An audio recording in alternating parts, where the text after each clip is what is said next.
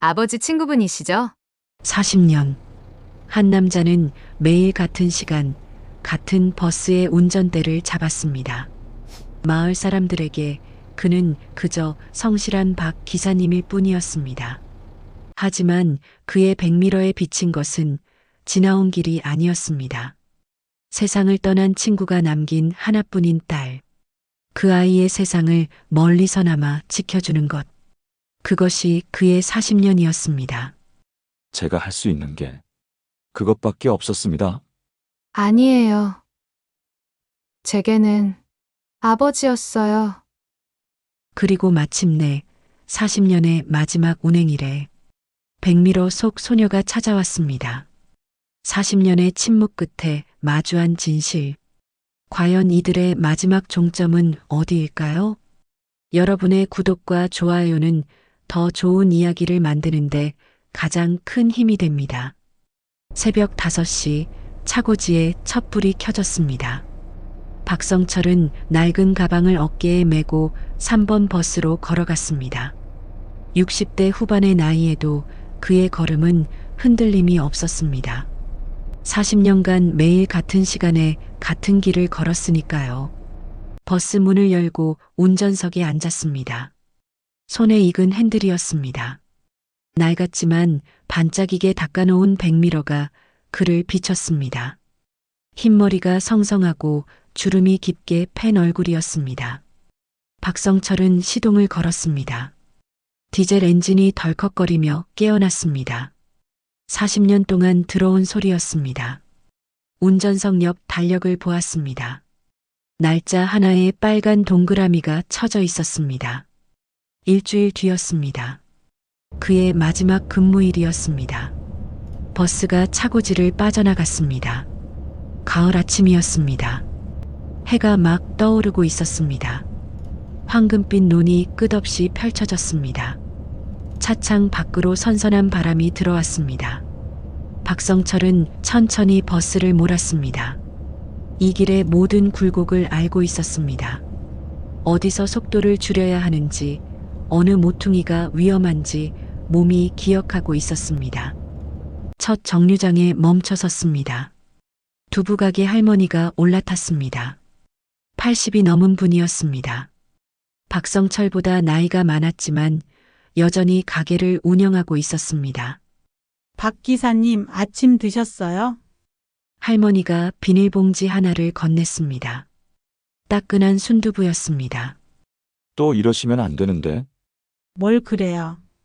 40년 동안 우리 마을 지켜준 사람한테 순두부 한 모 주는 거 가지고. 박성철이 고개를 숙여 인사했습니다.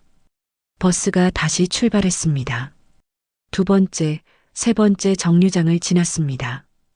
읍내로 출근하는 사람들이 하나둘 올라탔습니다. 모두 박성철의 얼굴을 알고 있었습니다. 기사님, 날씨 좋네요. 예, 좋습니다. 일주일 뒤면 퇴직이시라면서요. 아쉬워요. 저도 그렇습니다. 짧은 대화들이었습니다. 하지만 그 안에는 40년의 세월이 녹아 있었습니다. 버스는 읍내로 들어섰습니다. 학생들이 타기 시작했습니다. 교복을 입은 여고생 하나가 헐레벌떡 뛰어왔습니다. 늘 지각 직전에 오는 학생이었습니다. 죄송해요. 천천히 타요. 안 출발했잖아요. 여학생이 숨을 헐떡이며 웃었습니다. 박성철도 백미러 너머로 작게 미소 지었습니다. 버스가 다시 달렸습니다. 논밭 사이로 난 길이었습니다. 가을 햇살이 황금빛 별을 비쳤습니다. 코스모스가 길가에 흔들렸습니다. 그리고 한 정류장이 다가왔습니다. 해민 보육원 앞이었습니다. 박성철의 표정이 미세하게 변했습니다. 손에 힘이 들어갔습니다. 그는 천천히 속도를 줄였습니다. 보육원 담장 너머로 아이들의 웃음소리가 들렸습니다. 아침 운동 시간이었습니다. 6살부터 10살쯤 되어 보이는 아이들이 마당에서 뛰놀고 있었습니다. 박성철은 백미러를 조정했습니다. 그의 시선이 보육원에 머물렀습니다. 몇 초의 짧은 순간이었습니다. 하지만 그 안에는 말할 수 없는 깊이가 담겨 있었습니다. 버스가 정류장을 지나쳤습니다. 아무도 타지 않았습니다. 내릴 사람도 없었습니다. 하지만 박성철은 40년 동안 단 하루도 이 정류장을 그냥 지나친 적이 없었습니다. 항상 속도를 줄였습니다. 항상 백미러를 보았습니다. 항상 확인했습니다. 무엇을 확인하는지는 아무도 몰랐습니다. 버스는 계속 달렸습니다. 읍내를 한 바퀴 돌고 다시 시골길로 나왔습니다. 승객들이 하나둘 내렸습니다. 오전 운행이 끝나갈 무렵 버스는 거의 비어 있었습니다. 종점에 도착했습니다. 박성철은 시동을 껐습니다. 잠시 조용히 앉아 있었습니다. 핸들 위에 올려놓은 손이 가볍게 떨렸습니다. 40년이었습니다. 하루도 빠짐없이 이 노선을 달렸습니다. 눈이 오나 비가 오나 아프나 지치나 운전대를 놓은 적이 없었습니다. 이유가 있었습니다. 아무에게도 말하지 못한 이유가. 박성철은 천천히 버스에서 내렸습니다. 점심시간이었습니다. 그는 터미널 식당으로 걸어갔습니다. 늘 혼자 먹는 점심이었습니다. 오후 운행도 똑같았습니다.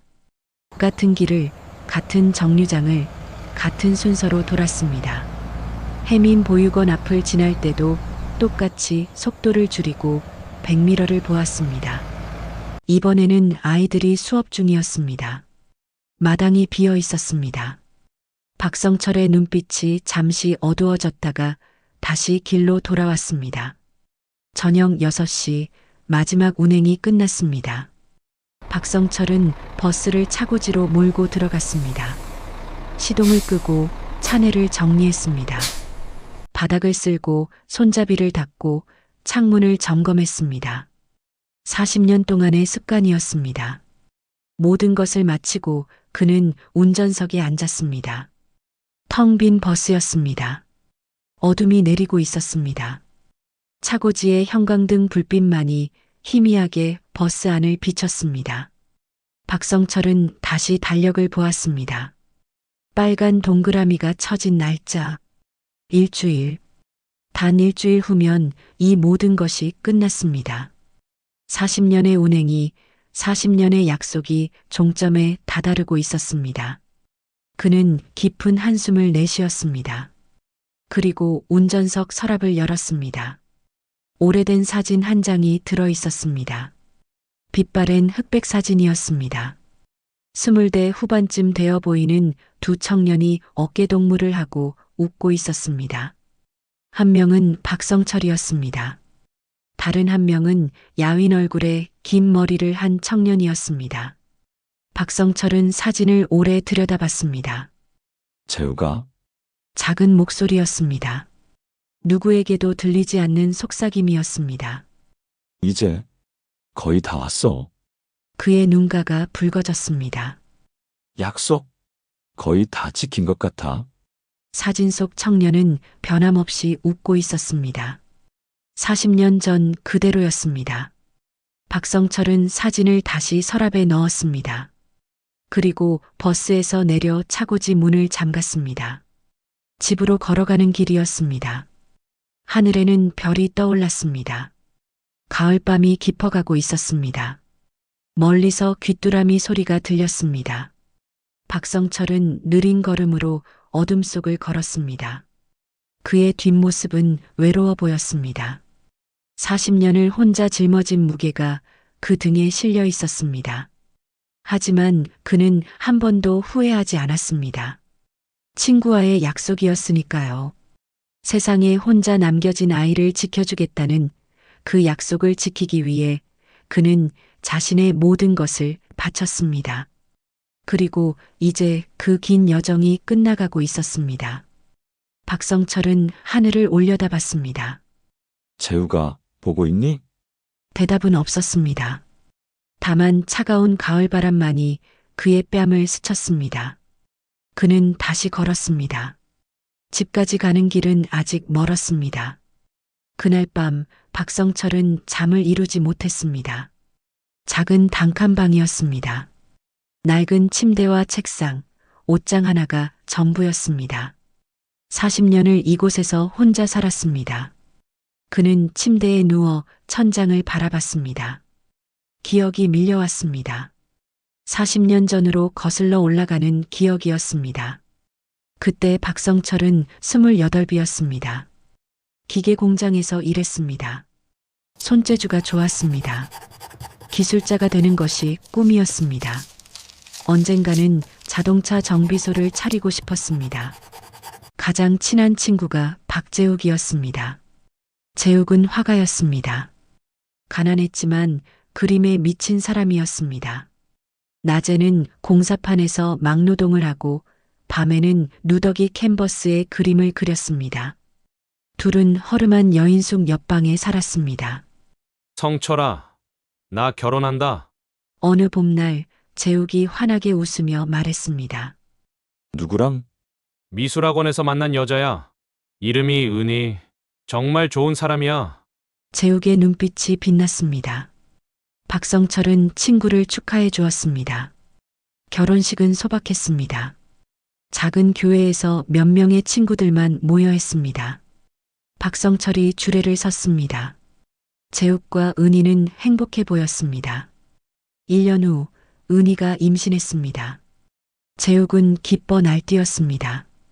밤새 아기 침대를 만들었습니다. 벽에 아기 그림을 그렸습니다. 성철아, 딸이래. 이름 뭐가 좋을까? 네가 짓자. 수민이. 박수민. 어때? 좋다. 재욱은 매일 아내의 배에 대고 말했습니다. 동화책을 읽어주었습니다. 노래를 불러주었습니다. 하지만 행복은 오래가지 않았습니다. 출산 당일 합병증이 생겼습니다. 은희는 아기를 낳다가 세상을 떠났습니다. 26의 나이였습니다. 재욱이 무너졌습니다. 그는 병원 복도에 주저앉아 울었습니다. 밤새도록 울었습니다. 박성철이 그의 어깨를 감싸 안았지만 위로가 되지 않았습니다. 은희야, 미안해. 내가 못나서. 재욱은 자신을 탓했습니다. 아기 수미는 보육원에 맡겨졌습니다. 재욱은 아이를 키울 형편이 안 되었습니다. 하루하루 벌어 하루하루 사는 처지였습니다. 나중에 형편이 나아지면 데려올 거야. 재욱은 그렇게 말했지만 그의 목소리는 힘이 없었습니다. 그 후로 재욱이 변했습니다. 술을 마시기 시작했습니다. 그림을 그만뒀습니다. 일도 제대로 하지 않았습니다. 하루하루 망가져갔습니다. 박성철이 말렸지만 소용없었습니다. 성철아, 난 아무것도 아니야. 아내도 못 지키고 딸도 못 키우는 쓸모없는 인간이야. 그런 소리 하지 마. 사실이잖아. 나는 실패한 인간이야. 재욱의 눈빛이 점점 죽어갔습니다. 그러던 어느 여름날이었습니다.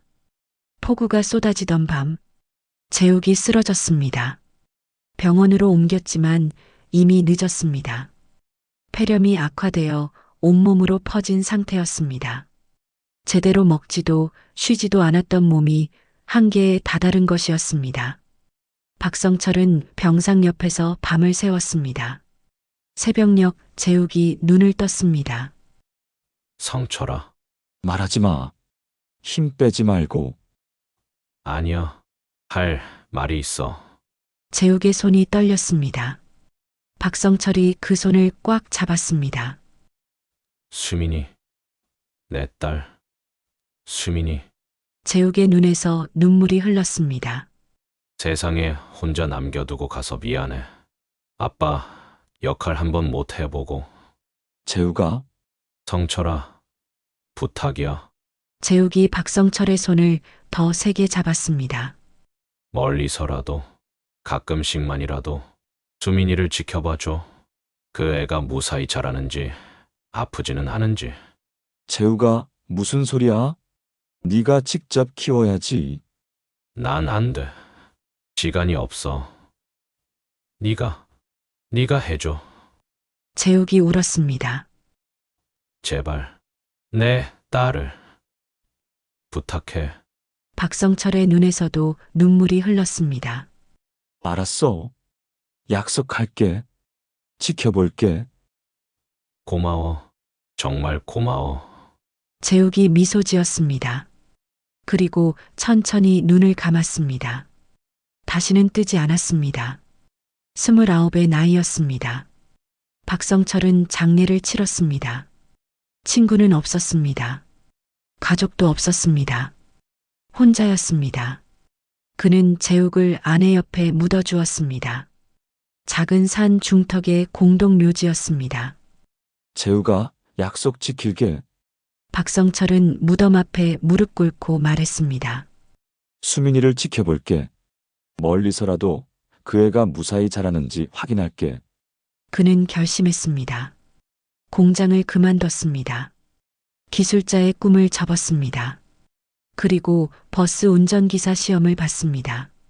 합격했습니다. 해민 보육원을 지나는 노선은 3번 버스뿐이었습니다. 박성철은 3번 버스 기사가 되었습니다.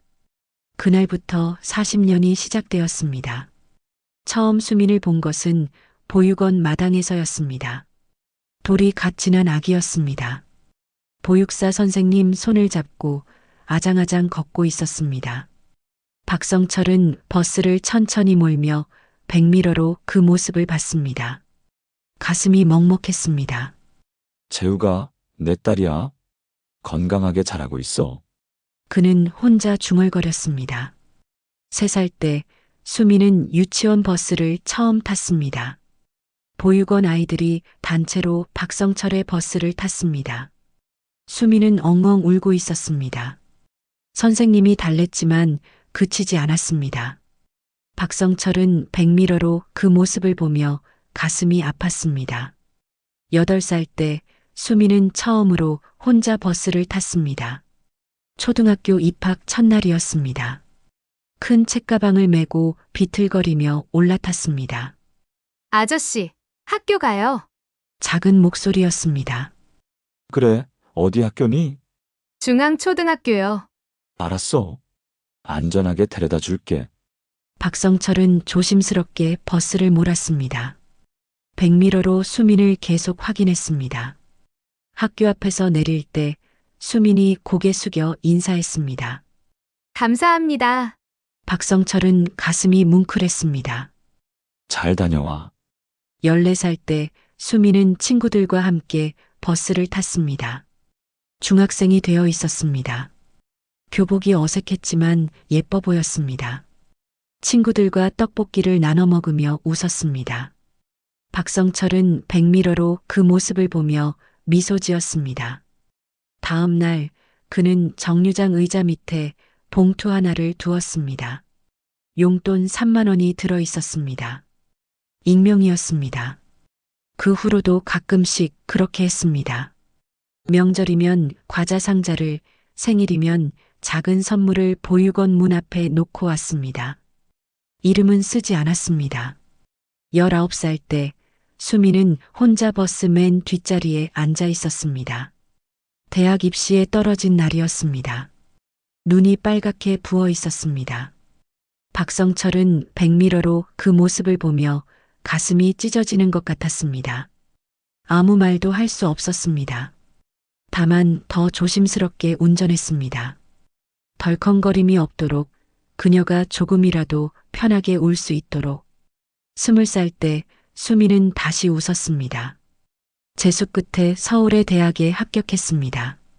보육원 선생님과 함께 버스를 탔습니다.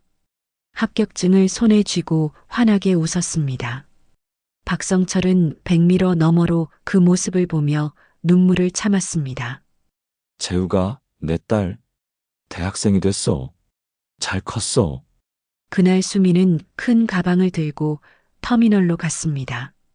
서울로 떠나는 날이었습니다. 박성철은 터미널 정류장에 버스를 세웠습니다. 수민이 내렸습니다. 아저씨, 그동안 감사했어요. 수민이 인사했습니다. 별 말씀을. 조심해서 가요. 네. 수민이 터미널 안으로 걸어 들어갔습니다. 박성철은 버스 안에 앉아 그 뒷모습을 지켜봤습니다. 멀어져 가는 딸의 모습을. 그는 처음으로 아버지의 마음을 알았습니다. 떠나보내는 것이 이렇게 아픈지. 눈물이 흘러내렸습니다. 그는 백미러를 보며 눈물을 닦았습니다.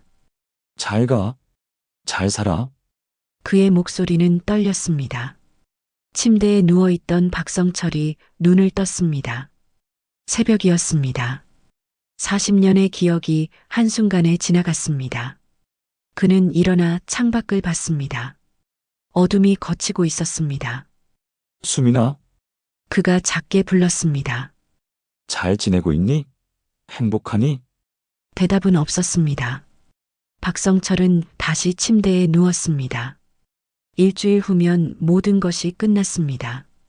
그의 약속도, 그의 운행도, 그의 40년도. 그는 눈을 감았습니다. 백미러 속의 소녀가 떠올랐습니다. 3살 때, 6살 때, 12살 때, 16살 때, 19살 때. 모든 순간이 생생했습니다. 그는 그 모든 순간을 지켜봤습니다. 퇴직을 사흘 앞둔 아침이었습니다. 박성철은 평소처럼 버스를 몰았습니다. 가을 공기가 더 차가워졌습니다. 길가의 나뭇잎들이 붉게 물들어 있었습니다. 첫 정류장에서 승객이 올라탔습니다. 여자였습니다. 30대 후반쯤 되어 보였습니다. 단정한 옷차림이었습니다. 손에는 작은 서류 가방을 들고 있었습니다. 박성철은 백미러로 그녀를 봤습니다. 순간 심장이 뛰었습니다. 낯익은 얼굴이었습니다. 아니, 낯익다는 표현은 맞지 않았습니다. 그는 이 얼굴을 40년 가까이 봐왔으니까요. 백미러 너머로 멀리서 조용히. 수민이었습니다. 박성철의 손이 떨렸습니다. 핸들을 꽉 잡았습니다. 여자는 운전석 바로 뒤 자리에 앉았습니다. 가장 가까운 자리였습니다. 버스가 출발했습니다.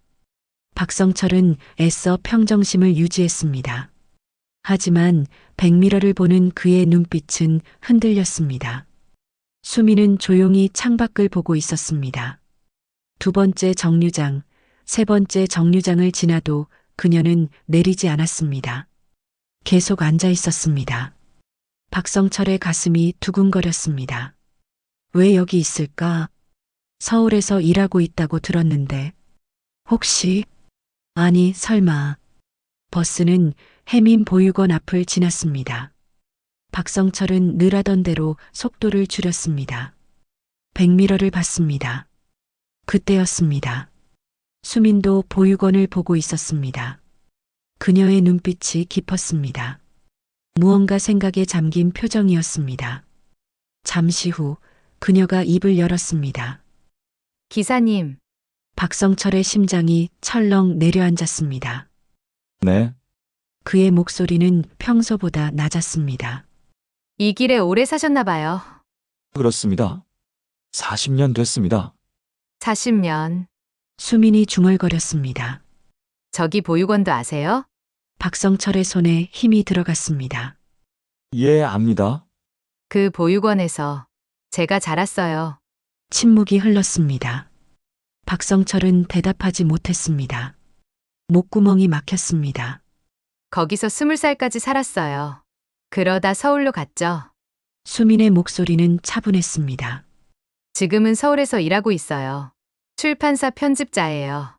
잘 살고 있어요. 그렇군요. 박성철은 겨우 대답했습니다. 다행입니다. 수민이 잠시 말을 멈췄습니다. 그리고 다시 입을 열었습니다. 혹시 박재욱이라는 화가를 기억하시는지요? 박성철의 손이 떨렸습니다.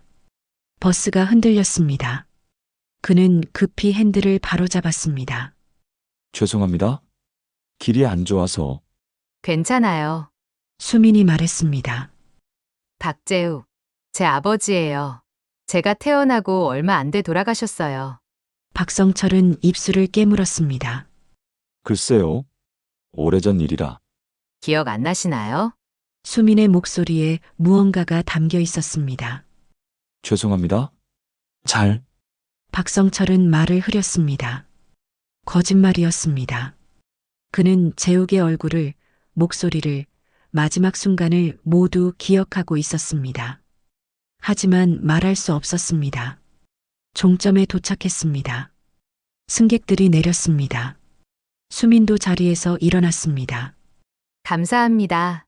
그녀가 인사했습니다. 네, 수민이 버스에서 내렸습니다. 박성철은 백미러로 그녀의 뒷모습을 봤습니다. 멀어져 가는 모습을. 그는 깊은 한숨을 내쉬었습니다. 다음 날도 그 다음 날도 수민은 버스에 올라탔습니다. 항상 같은 자리에 앉았습니다. 운전석 바로 뒤였습니다. 그리고 조금씩 말을 건넸습니다. 기사님, 날씨가 참 좋네요. 예, 이 마을 참 아름다워요. 서울에는 이런 풍경이 없어요. 그렇습니까? 기사님은 가족이 있으세요? 없습니다. 혼자 사세요? 예, 외롭지 않으세요? 박성철은 대답하지 못했습니다. 외로웠습니다. 40년 동안 혼자였습니다. 하지만 후회하지 않았습니다. 수민은 더 이상 묻지 않았습니다. 퇴직 전날이었습니다. 수민이 또 버스에 올라탔습니다. 이번에는 손에 작은 상자를 들고 있었습니다. 그녀는 평소 자리에 앉았습니다. 버스가 출발했습니다.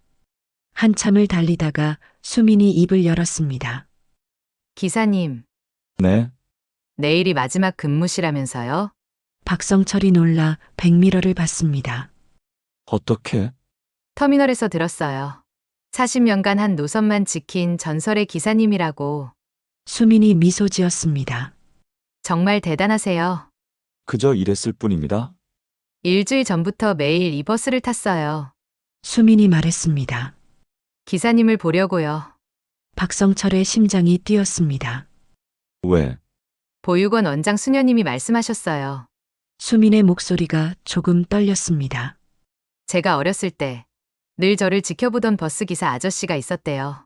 제가 보육원 마당에서 놀 때마다 천천히 지나가면서 확인하시는 분이. 박성철은 아무 말도 할 수 없었습니다. 그리고 명절마다 익명으로 선물이 왔어요. 과자, 옷, 책. 보낸 사람 이름은 없었어요. 하지만 수녀님은 누군지 아셨나 봐요. 저는 아버지 친구분이시죠? 수민이 조용히 물었습니다.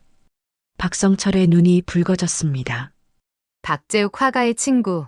제 아버지가 돌아가시기 전에 딸을 부탁한 그분. 침묵이 흘렀습니다. 박성철은 대답할 수 없었습니다. 눈물이 목구멍을 막았습니다. 맞죠? 수민의 목소리도 떨렸습니다. 네, 박성철이 겨우 대답했습니다.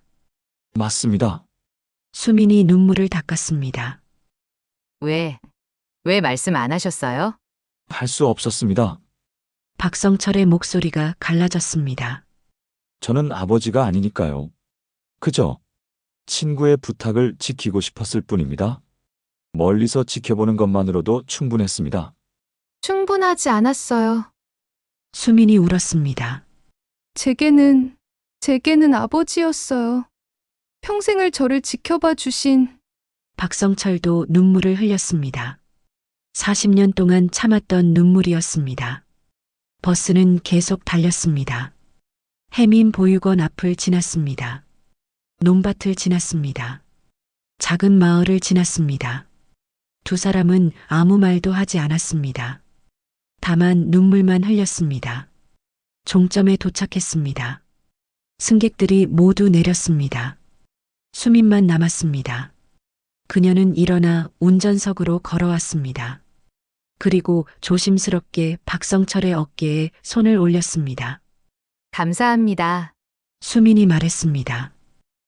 평생을 저를 지켜봐 주셔서. 박성철은 고개를 숙였습니다. 눈물이 뚝뚝 떨어졌습니다. 제가 할 수 있는 게 그것밖에 없었습니다. 충분했어요. 수민이 그의 어깨를 꽉 안았습니다. 충분했어요. 두 사람은 텅 빈 버스 안에서 한참을 그렇게 있었습니다. 40년 만의 만남이었습니다. 아버지와 딸의 첫 포옹이었습니다. 창밖으로 가을 햇살이 비쳤습니다. 따뜻했습니다. 수민이 물러섰습니다. 그리고 들고 온 상자를 건넸습니다. 내일 드릴 거였는데 오늘 먼저 드릴게요. 이게 열어보세요. 박성철은 떨리는 손으로 상자를 열었습니다. 액자 하나가 들어 있었습니다. 그림이었습니다. 사진을 바탕으로 그린 작은 초상화였습니다. 젊은 박성철과 박재욱이 어깨동무를 하고 있었습니다. 그리고 그 사이에 아기 수민이 웃고 있었습니다.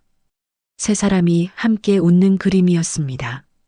아버지 사진과 기사님 사진, 그리고 제 아기 사진을 합성해서 그렸어요. 저도 그림을 배웠거든요. 아버지처럼. 박성철은 그림을 보며 울었습니다. 40년 만에 완성된 가족 사진이었습니다. 재우가 그가 중얼거렸습니다. 내 딸 잘 컸어. 정말 잘 컸어. 수민도 함께 울었습니다. 버스 안에는 그들의 눈물만이 흘렀습니다. 밖에서는 가을바람이 불었습니다. 낙엽이 떨어졌습니다. 한 계절이 지나가고 있었습니다. 40년이라는 긴 계절이 마지막 날이 밝았습니다. 박성철은 평소보다 일찍 일어났습니다. 세수를 하고 다림질한 셔츠를 입었습니다. 거울을 보았습니다. 40년 전보다 늙었습니다. 하지만 눈빛은 더 맑았습니다. 짐을 챙겼습니다. 운전석 서랍에 넣어두었던 물건들이었습니다. 재욱의 사진, 낡은 수첩, 작은 부적 하나, 그리고 어제 받은 액자. 세 사람이 함께 웃는 가족 사진. 차고지로 향했습니다. 버스는 평소처럼 그 자리에 있었습니다. 하지만 오늘은 달랐습니다. 버스 앞에 플래카드가 걸려 있었습니다. 고맙습니다. 우리들의 박 기사님. 마을 사람들이 준비한 것이었습니다. 박성철의 눈가가 뜨거워졌습니다. 그는 버스에 올랐습니다. 마지막으로 운전석에 앉았습니다. 시동을 걸었습니다. 엔진 소리가 울렸습니다. 40년 동안 들었던 소리였습니다. 오늘이 마지막이었습니다. 버스가 출발했습니다. 첫 정류장에서 두부가게 할머니가 올라탔습니다. 박 기사님, 마지막 날이네요. 예, 고생 많으셨어요. 정말 고생 많으셨어요.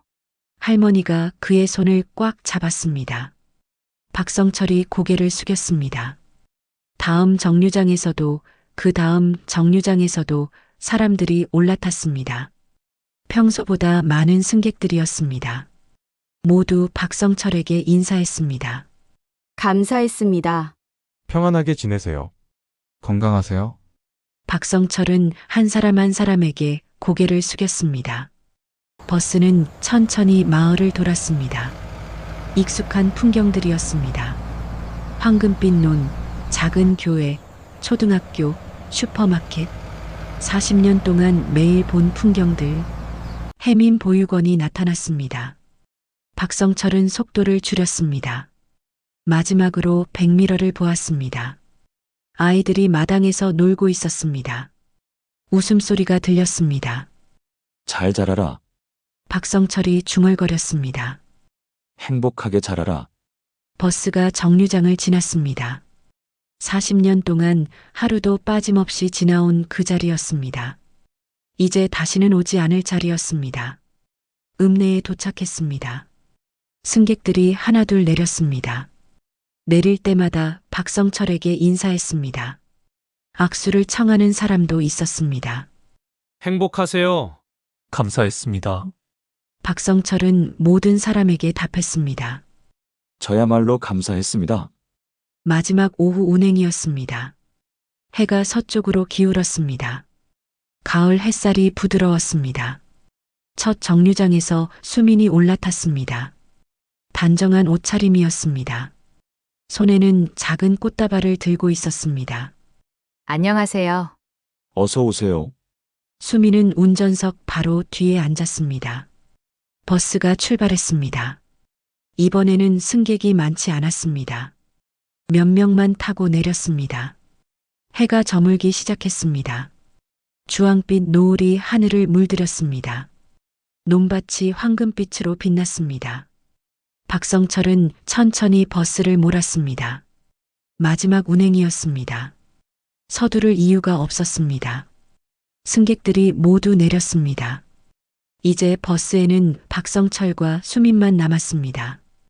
기사님, 수민이 불렀습니다. 네, 마지막까지 태워주세요. 알겠습니다. 버스는 종점을 향해 달렸습니다. 어둠이 내렸습니다. 가로등 불빛이 하나둘 켜졌습니다. 종점에 도착했습니다. 박성철은 시동을 껐습니다. 침묵이 흘렀습니다. 엔진 소리가 멈추자 세상이 조용해졌습니다. 수민이 자리에서 일어났습니다. 그녀는 요금함에 돈을 넣었습니다. 그리고 꽃다발을 들고 운전석으로 걸어왔습니다. 박성철도 자리에서 일어났습니다. 두 사람이 마주 섰습니다. 텅 빈 버스 안이었습니다. 밖에서는 가을바람이 불었습니다. 아빠, 수민이 불렀습니다. 박성철의 눈에서 눈물이 흘렀습니다. 처음 듣는 호칭이었습니다. 평생을 저를 안전하게 데려다 주셔서 감사합니다. 수민의 목소리가 떨렸습니다. 제가 걸음마를 배울 때도, 학교에 갈 때도, 힘들어서 울 때도, 아빠는 늘 저를 지켜봐 주셨어요. 그저, 박성철이 입을 열었습니다. 그저 약속을 지켰을 뿐입니다. 내 아버지와의. 아니에요. 수민이 고개를 저었습니다. 약속 이상이었어요. 아빠는 자신의 꿈을 포기하셨어요. 자신의 인생을 포기하셨어요.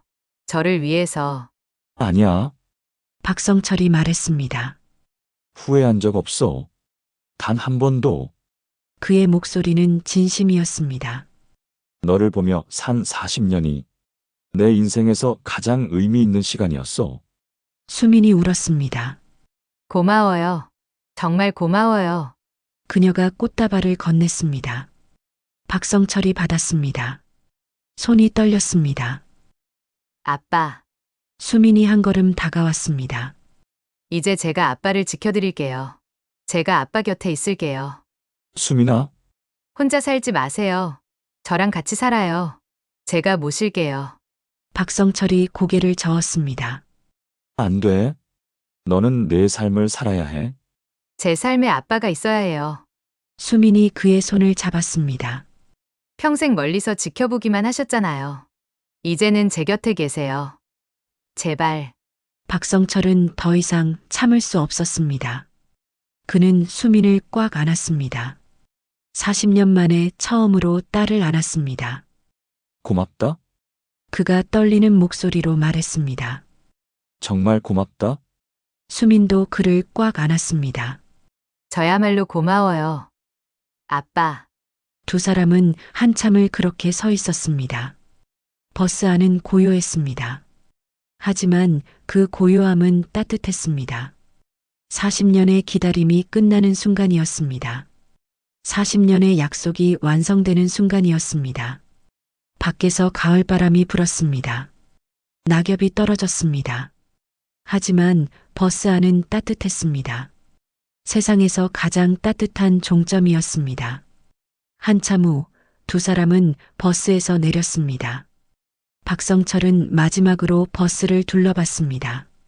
40년을 함께한 버스였습니다. 이제 헤어질 시간이었습니다. 고마웠어. 그가 버스 문을 쓰다듬으며 말했습니다. 정말 고마웠어. 수민이 그의 손을 잡았습니다. 가요, 아빠? 그래. 두 사람은 나란히 걸었습니다. 차고지를 벗어나 집으로 향하는 길이었습니다. 하늘에는 별이 떠올랐습니다. 박성철이 하늘을 올려다봤습니다. 재우가 그가 조용히 불렀습니다. 약속 지켰어. 내 딸, 잘 컸어. 이제 내가 아빠가 되어도 되지? 대답은 없었습니다. 하지만 바람이 불었습니다. 따뜻한 바람이었습니다. 마치 친구의 대답 같았습니다. 그래, 고마워. 이제 행복해. 박성철이 미소 지었습니다.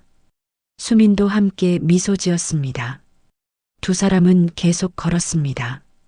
어둠 속이었지만 길은 밝았습니다. 서로가 있었으니까요.